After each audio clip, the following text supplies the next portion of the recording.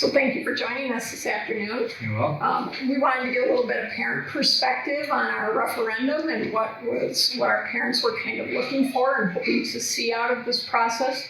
We're in what we refer to as the hump, which is the oldest section of the building and one of the parts of the overall plan in terms of looking at what the building could look like going forward. But given that you were one of those brave parents who volunteered to be a part of our family facility focus group, can you just talk a little bit about why did you volunteer to be a part of that group and also what you were kind of hoping would come out of that? Sure.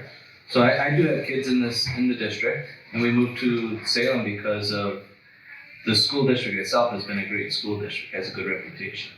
And I wanted to have some input into what could become of this facility when it's brought up to modern expectations or modern capabilities. It is an aging facility, so being able to have some input as a parent is great because my kids are going to be directly affected on what the outcomes are or what the decision is made to move forward with a new school. So can you talk a little bit about the experience of touring the facility? Were you surprised by anything that you saw? Yeah, I was really surprised by the older sections of the building, really how much is not able to be used for a classroom, and really and not being able to use for much in general other than storage. And it's no fault of anyone of the current administration or the current school board. This is just a reality of the situation that we're in right now. And it really surprised me of the current state of the building. And I think anyone that hasn't had that opportunity to come and tour the building should come and look at it and really see what it is right now. So one of the things I heard from parents that evening was, there's space here. It's just not usable space. Would you agree with that? I would definitely agree with that, yeah.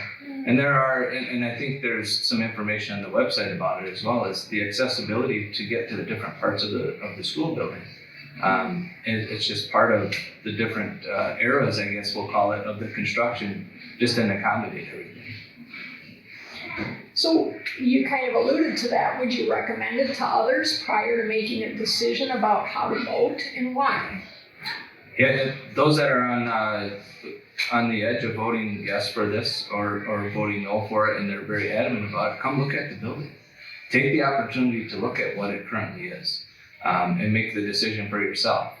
I think it's well worth the little bit of time spent to come look and see the current state of it. So as a parent in the district, what types of programming would you like to see us do more of, and how do our present facilities impact that or prevent those types of programming? I was thinking of more of being able to have the students more interactive. Right now, if you look at some of the classrooms, are real tight, and they don't have room to spread out, or they have room to get into smaller groups. We don't have a whole lot of room for recess type activities. We have a smaller interior recess area, and then being able to do things like an agriculture or being able to raise like a chicken coop. I know there's a school in one of my nieces and nephews go to that they're fired up that they have the ability to, they got a chicken coop, they're able to take care of it, they're getting the eggs out of it, and it's just an experience for them that they may never have outside of school. And that's really the opportunities that we have right now, is to provide those opportunities to these kids. So you had an opportunity to see what staff, families in the focus group prioritized. Do you think what is presently being proposed meets those priorities? I think it meets most of them for sure. The top priorities for the parents and the top priorities for the staff, it's actually amazing how closely aligned. There was a few little differences, but for the most part, those priorities that both the staff and the parents came up with are very close.